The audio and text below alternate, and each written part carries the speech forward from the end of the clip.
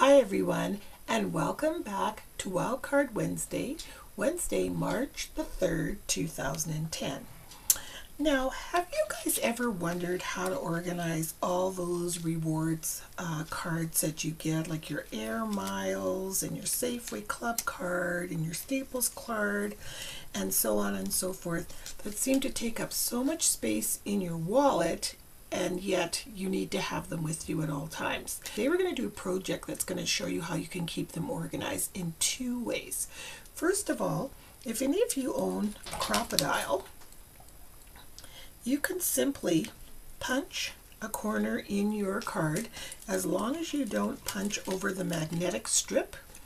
Punch a hole in all of these cards, simply add a binder ring, and you've got them handy, and you can just grab them really quickly just by glimpsing down in your purse or reaching for the ring, and they're all there, and you don't have to be sorting through them at the checkout.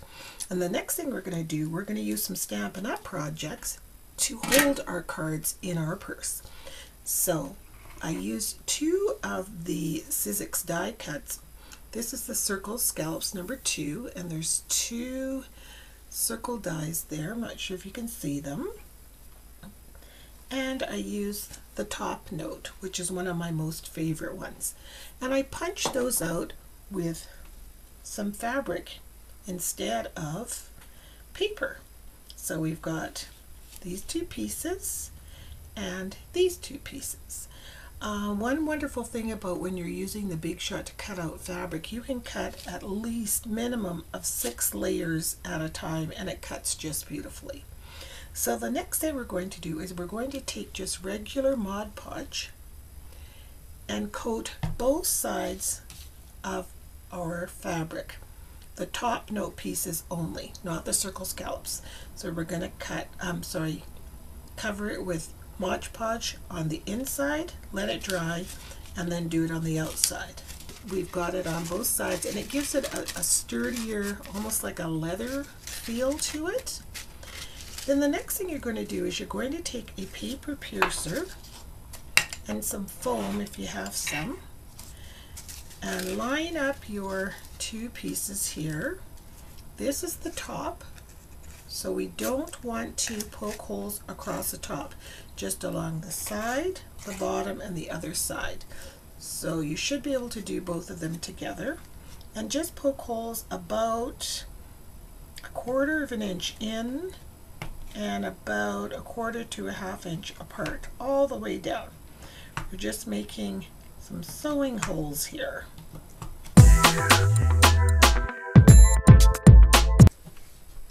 This little foam piece that I'm using, by the way, is just from a packing. I think it had some brads in it, but I love to keep these because they come in really handy, and they're much safer than holding your hand under there and poking things through. So we're just going to put that aside for 1 second. The next thing we're going to do is just take some regular thread and a regular needle and just double it up and put a little knot in it. Take our scallop circles, the large one and the small one. I've already done the small one. We're going to do a gathering stitch all around, and then just pull it all together so it makes kind of like a little flower.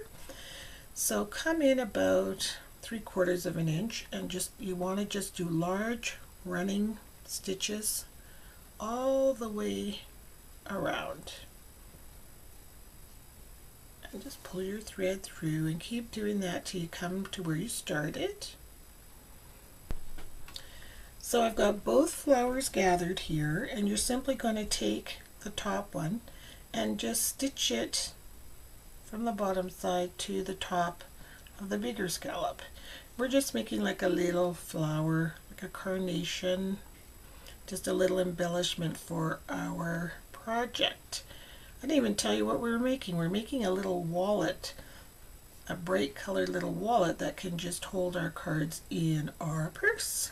Now, before we assemble our little pouch, I want you to just stitch your flower onto the front, away from the stitch holes. It doesn't have to be in the center, but as long as it's not going to interfere with the stitch holes. So just kind of stitch it through that first layer.